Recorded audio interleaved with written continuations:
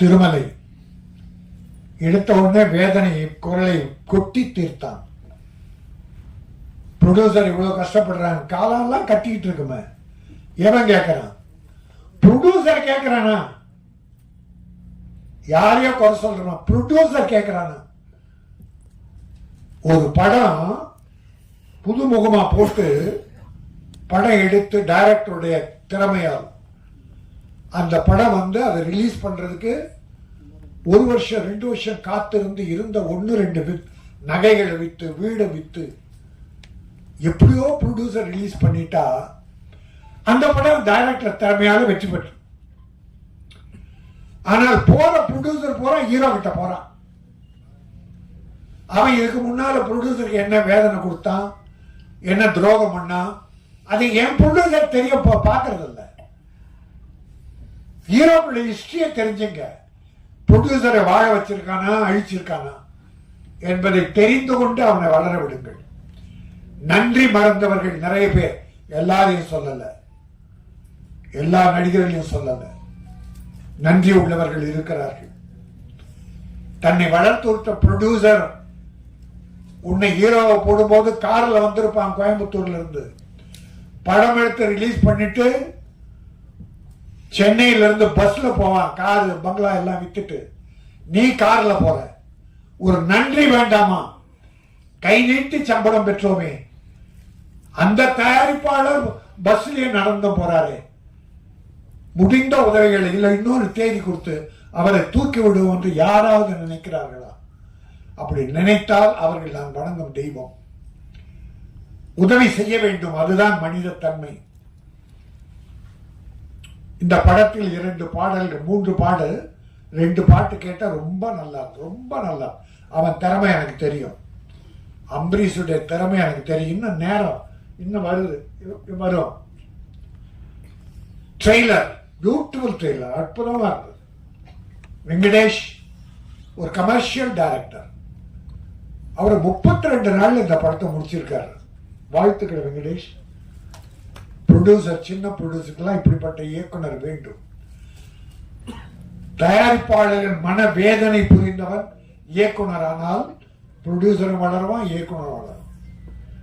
இவங்க 2 பேரும் கஷ்டத்தை உணர்ந்த நடிகனும் வளருவான். ஆகவே இந்த படம் எனக்கு மிகப்பெரிய திருப்தி, மிகப்பெரிய மகிழ்ச்சி. இது வெற்றி பெறும். இது தில்லு ராஜா இல்ல, வெல்லும் ராஜா. இந்த படம் வெல்லும், வெற்றி பெறும். அது மட்டுமல்ல, நம்முடைய சத்யா ஒரு ஆண் அழகன், ஒரு தமிழ் மகன்,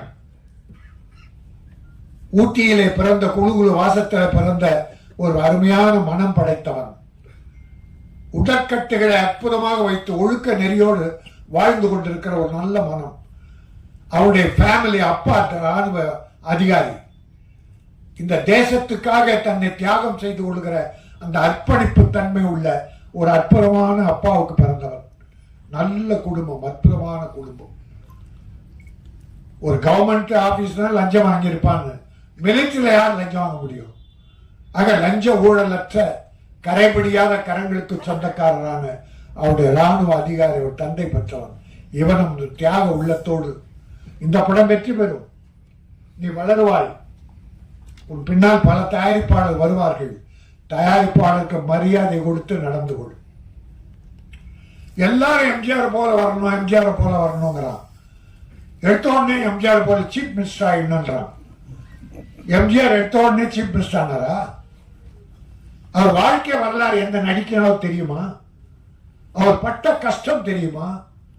சாப்பாட்டுக்கு வழி இல்லாம சத்யா அம்மா, இதை இவனுடைய பெயரை கொண்ட அவங்க அம்மா சத்யா, அந்த அம்மா 2 பிள்ளைகளை வைத்துக் கொண்டு சாப்பாட்டுக்கு வழி இல்லாம அழுதுகிட்டு இருக்கும் போது பக்கத்து வீட்டில் இருக்கிற ஒரு அம்மா நொய்யை கஞ்சிக்கும் நொய் கொண்டு வந்து கொடுத்து அந்த நொய்யை கஞ்சியா காய்ச்சி 2 குழந்தைகளுக்கு கொடுத்தாங்க. அப்படியெல்லாம் பிள்ளைகள் வளர்த்ததால் தான் எம்ஜிஆர் ஏழைகள் மீது இரக்கம் கொண்டார். நாம் பட்ட பட்டினி யாரும் படக்கூடாது என்றார். அவர் எடுத்த உடனே சீஃப் மினிஸ்டர் விரும்பல. இப்ப பல பேர் பிள்ளைகளை நீ டாக்டரா வரணும், நீ வக்கீலா வரணும், இன்ஜினியரா வரணும், டேய் மனுஷனா வரணும்னு முதல்ல கற்றுக் கொடுறா. டாக்டர்லாம் வரட்டும் அப்புறம். அதை போல நடிகனே நீ சீஃப் பெஸ்டா வரணும்னு நினைக்கிறது. எம்ஜிஆரை பார்த்து அவர் ஆரம்ப காலத்தை பட்ட கஷ்டத்தை யாராவது பட்டிருக்கிறீர்களா? அவர் எத்தனை ப்ரொடியூசரை கைதூக்கி விட்டார் தெரியுமா உங்களுக்கு? எத்தனை ஏழைகளை, எத்தனை தாய்மார்களை அள்ளி கொடுத்தார் தெரியுமா? அது தெரிஞ்சுக்காம உடனே வாங்க அரசியலுக்கு வாங்க, நான் இல்லைன்னு சொல்ல. அதெல்லாம் நான் குறை சொல்லலை, அதை யாரையும் குறை சொல்லல, அந்த உரிமை எல்லாருக்கும் உண்டு. ஆனா எம்ஜிஆர் பேர் சொல்லிட்டு வராத, நீயாவா? ஏன்னா எம்ஜிஆர்னா அதுல ஒரு 25% நல்லது பண்ணிருக்கணும், ஏழைகளை காப்பாத்திருக்கணும். அவ்வளோ சேர்த்தாரு, அவ்வளோ அள்ளி கொடுத்தாரு. மிஞ்சி இருந்ததை யாருகிட்ட கொடுத்தார்? அந்த ராமாவரம் தோட்டம் காது கேளாதோ வாய் பேசாதருக்கு, அந்த ஜானகி அம்மாள் காலேஜ் எல்லாரும் ஏழை கொடுத்தார். ஒரு காசு எடுத்துட்டு போற. அதனால அந்த உள்ளத்தில் கொஞ்சம் நான் ஏன் நெறி சொல்கிறேன் என்றால், சத்யா நீ எதிர்காலம் உனக்கு நன்றாக இருக்கிறது. எம்ஜிஆர் பார்த்தீங்கன்னா அப்படி இருந்தா கூட அந்த சிரிப்பு சிந்திக்கிட்டே இருக்கும், சிரிப்பு சிந்திக்கிட்டே இருக்கும். சும்மா அப்படி சிரிச்சுக்கிட்டே இருக்க. எந்த போட்டோ பாருங்க, நான் நேரில் பார்த்துருக்கேன் அவர்கிட்ட. சிரிக்க மாட்டார், ஆனால் சிரிச்சுக்கிட்டே இருப்பார். அதில் எனக்கு ஒரு 25% இவனை தெரியுது. சத்யாவுடைய சாலை கொஞ்சம் இருந்தா போதும், அதை வளர்த்துக்கோ. ஒரு 2 நீ சிரிச்சாவே கோபம் வருது. ஒன்றுமில்லை, உனக்கு வாழ்க்கை இருக்கிறது, வெற்றி இருக்கிறது. வெற்றி வந்தால் எம்ஜிஆரை போல வா, இல்லைன்னா வராது போ. ஏழைகளுக்கு உதவி செய். நீ 50 லட்சம் வாங்கினா 20 லட்சம் ஏழை செலவு. ஆனா அந்த 20 லட்சம் திரும்பி உனக்கு வரும். அந்த ஏழை கொடுப்பான், அவன் படம் பார்ப்பான். இவன் எந்த ஹீரோவுக்கு தெரியல, அது கொண்டு போய் அடிக்க உள்ள வச்சிடறான் ரூம்ல. அதுல கொஞ்சம் ஏழை கொடுத்தேன்னு வச்சுங்க, அந்த ஏழைக்கு எல்லா ஏழைக்கும் சொல்லி படம் பார்க்க வைப்பாங்க. உன் வசூல் ஏறும். இன்னைக்கு 200 கோடி 300 கோடி வாங்குறவங்க எல்லாம் எப்படி வளர்ந்தாங்க? ஆனா கொடுத்தது குறைவு, மக்களை வந்து எடுத்தது அதிகம். நான் ஒண்ணு நினைச்சேன், சத்தியமா என்ன தாய், எனக்கு தெய்வம் முதல்ல என் தாய் தான். அந்த தாய் மீது சத்தியமா சொல்றேன். வரும்போது இப்போ விஜய் ஒரு தலைவர் ஆயிட்டார், கட்சி போறார், இன்னும் ஒரு படம் தான் நடிப்பேன்றார். சரி, அது அவர் இஷ்டம். நான் பல பேட்டியில சொல்லியிருக்கேன், வருஷத்துக்கு ஒரு படமாவது விஜய் நடிக்கணும், இல்லைன்னா மக்கள் மறந்துடுவாங்க. தலைவர் என்பது வேறு, நடிகர் என்பது வேறு. அந்த அக்கறையில் அவர் ஒரு படம் நடிக்கணும்னு இப்போ வேண்டுகோளை வைக்கிறேன்.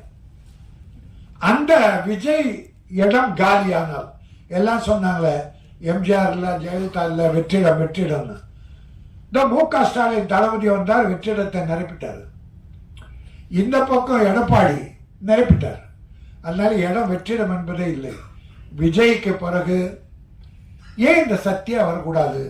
என்னமோ தெரியல, சத்தியமா எங்க அம்மா சாட்சியா நான் நினைச்சிட்டு வந்தேன். எங்க அம்மா, நான் அதுக்குதான் எங்க அம்மா தவிர எனக்கு தெய்வம் கிடையாது. அந்த சத்தியத்தை அம்மா மேல சத்தியமா சரி. கடைசியில பார்த்தா அது விஜய் சத்யான்னு போட்டிருக்கான். இங்க வந்து பார்த்தா விஜய் அதுல இணைச்சிருக்கு. விஜய் என்பது வெற்றி. அந்த தம்பியும் பாவம் அவங்க அப்பா தயவுல கஷ்டப்பட்டு முன்னேறி வந்தது, நல்லா வந்தது, வாழ்ந்தது. இப்ப கட்சி இருக்கு, அது மக்கள் பார்த்து முடிவு பண்ணட்டும். நல்லது பண்ணா ஏத்துக்கு போறாங்க, இல்லைன்னா ஒதுக்க போறாங்க.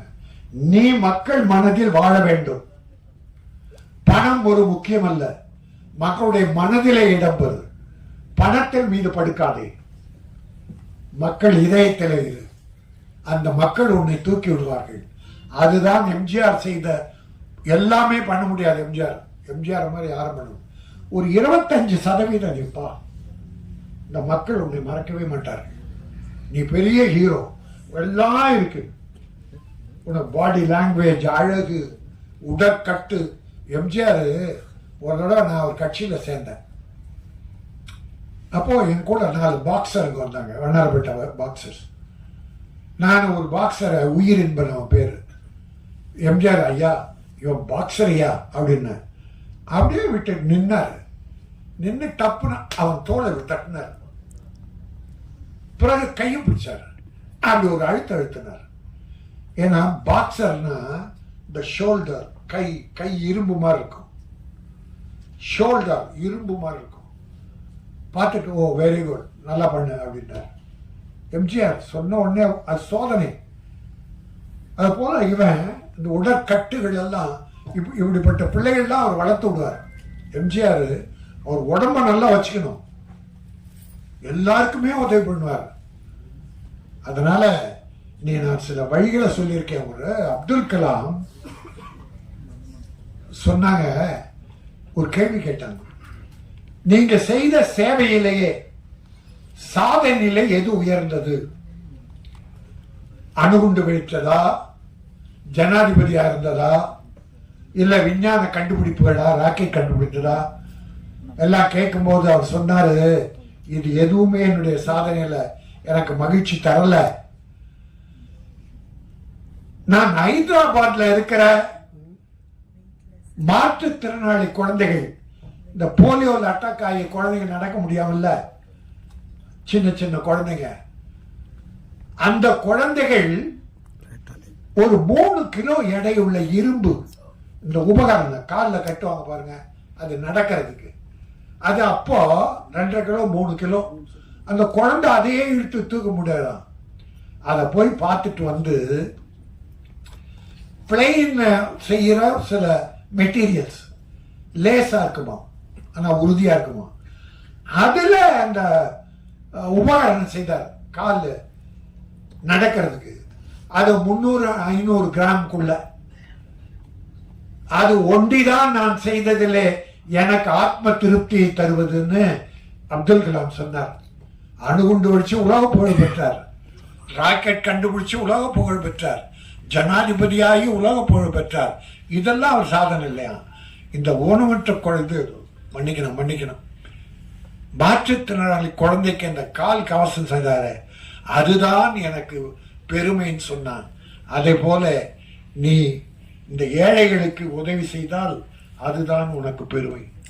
சேர்த்து வைக்கிற பணம் எதுவும் உதவி வராது, செய்கிற சேவை வரும். நீ இன்னைக்கு